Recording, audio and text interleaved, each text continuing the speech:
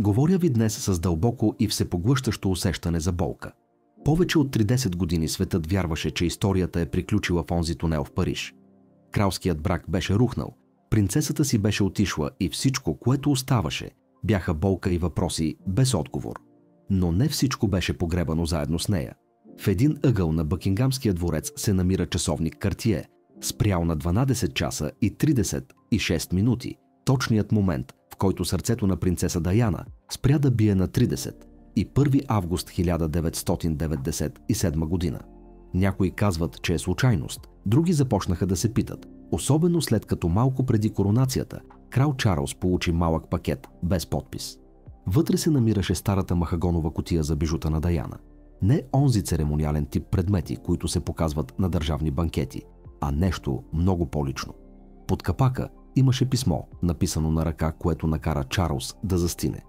Не съдържаше само бижута, носеше истина, която Даяна бе пазила единствено за себе си. Истина, която щеше да промени всичко, което Чарлз вярваше за миналото им, за любовта им и за последните дни. Това не беше просто спомен, а начало на една конфронтация. На сутринта на 15 март 2024 година Бъкингамският дворец следваше обичайната си рутина. В личния си кабинет крал Чарлз преглеждаше ежедневните си задачи, заобиколен от документи, планове за коронацията и безкрайните конституционни задължения, които изпълваха дните му. Тези ритуали му носеха усещане за ред и контрол. Тогава сър Клайв Олдъртън, неговият личен секретар, влезе с обичайната купчина писма, покани и официални пликове. Но сред тях имаше нещо различно – малък правоъгълен пакет, без адрес на подателя, без кралски печат, само светлосиня хартия и стара етикетка. Почеркът, макар и избледнял, беше неоспорим за Чарлз. Той го разпозна мигновено.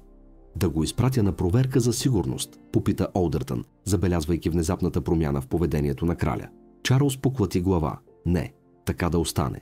Когато отвори печата, намери малка резбована кутия, слабо маркирана с герба на семейство Спенсър. Когато повдигна капака, познат аромат изпълни въздуха. Жасмин и розова вода.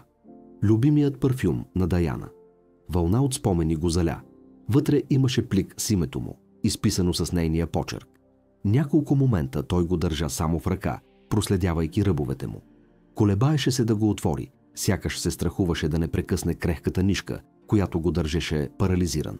Когато най-накрая разгъна кремавия лист с пожълтели краища, видя датата. 29 август 1997 година, само 2 дни преди смъртта първи. Първият ред го прониза като нож. Аз вече си тръгнах, Чарлз. Думите й се замъглиха пред очите му, сълзите разрушавайки стените, които бе издигал десетилетия наред. Не на публично място, дори не между 4 стени. Той се насили да продължи да чете. Оставих ти нещо, което носи истината, която не можах да се осмеля да ти кажа на глас. Не защото не исках да ти кажа, а защото ме разруши първо мен. Тя пишеше за любовта им като нещо някога истинско, недокоснато от публичния образ. Любов, скрита под слоеве дълг и измама. Любов, която никога не беше умряла истински. Беше само за нас. Някога преди светът да стане твърде шумен. Преди двореца, преди пресата. Преди всичко да започне да изисква части от нас, които не можехме да дадем. Чарлз се облегна на стола, притискайки писмото към гърдите си.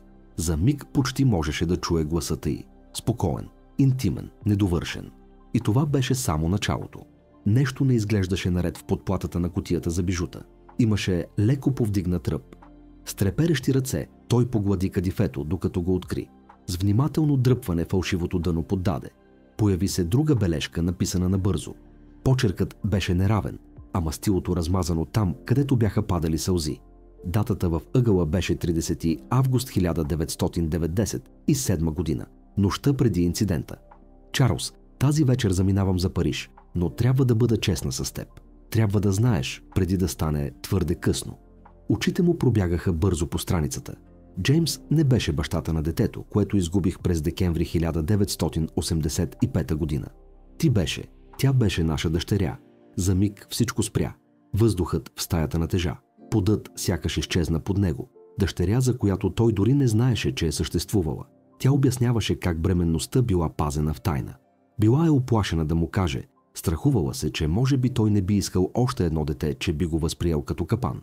Не заради жалост, а за да защити това, което било останало от връзката им. Кръстих я Елизабета Роуз, на майка ти Елизабет и на второто ми име – Роуз. Почива близо до стария чемшир в Олтроп. Погребах я тихо, само аз и свещеникът. Без вестници, без камери, само болка.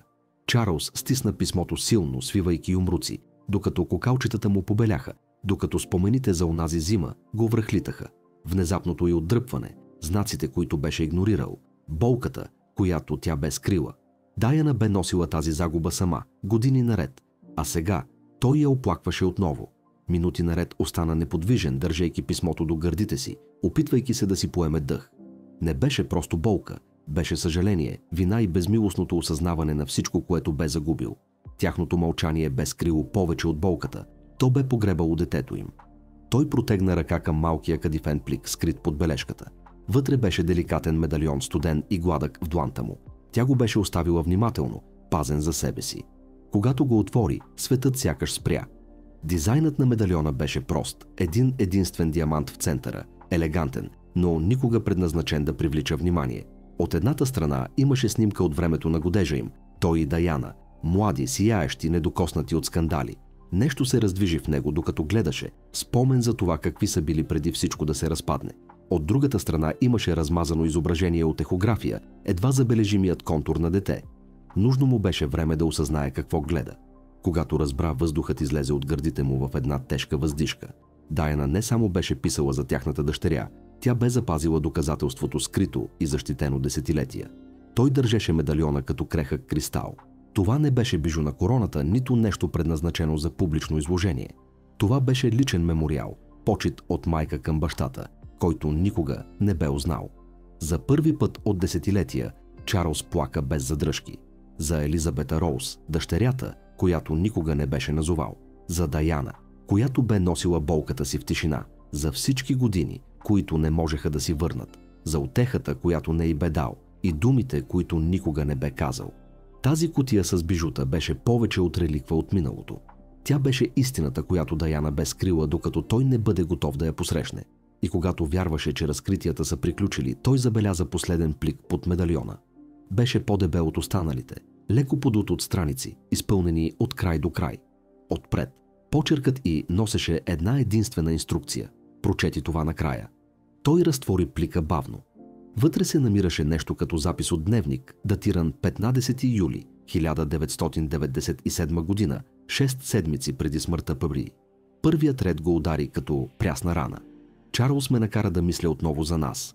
Не за онова, което светът видя, а за истинските нас. Преди заглавията, преди раните. Тя пишеше за отдавна забравените вечери в Балморал, когато се измъкваха от формалностите и излизаха под откритото небе.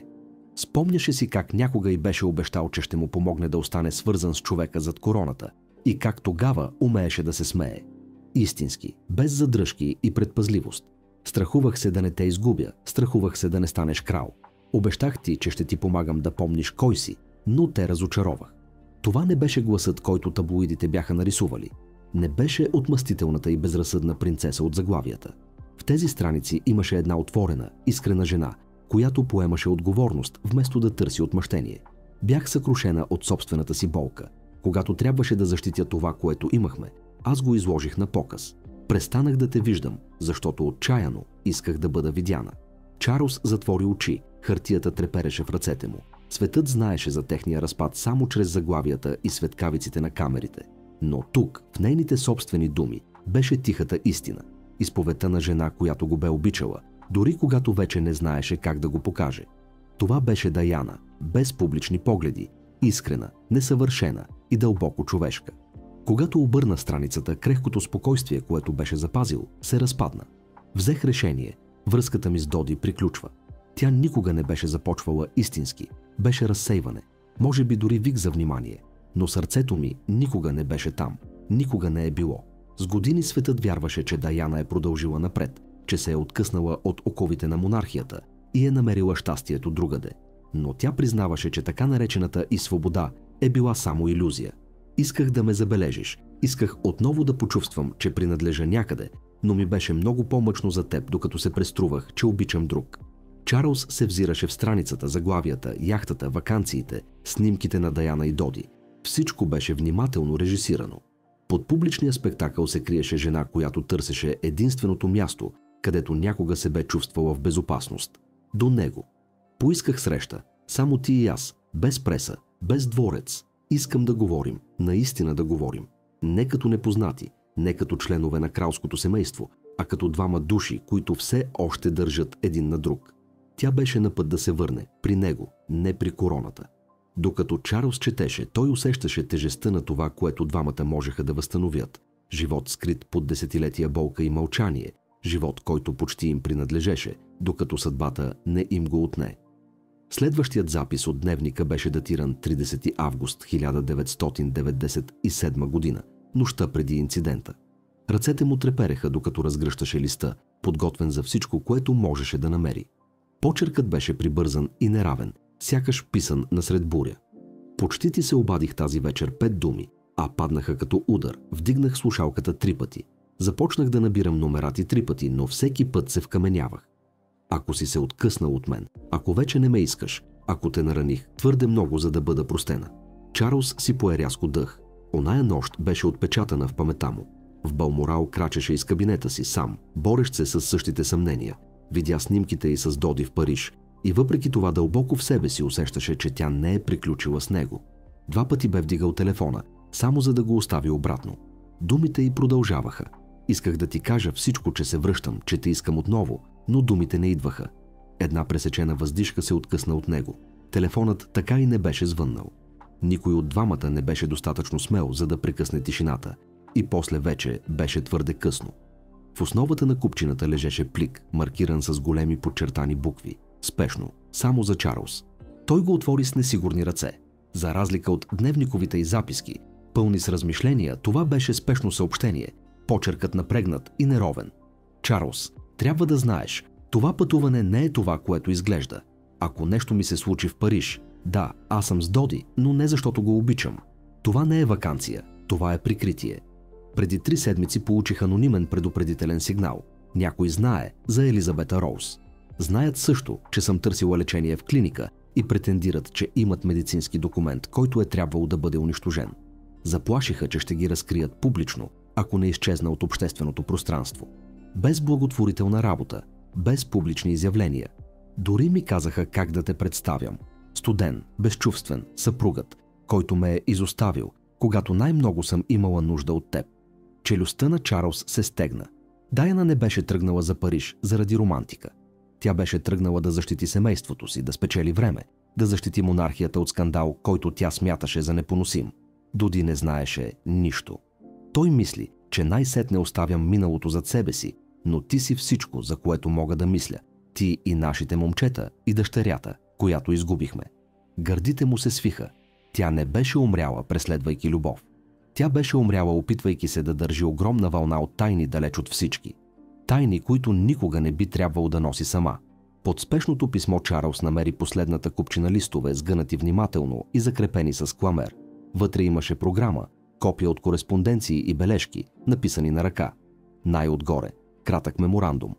1 септември 1997-15 часа. Замъкът Уиндзър. Частният Параклис. Това беше среща, планирана извън официалния протокол. Без асистенти, без охрана, само двамата.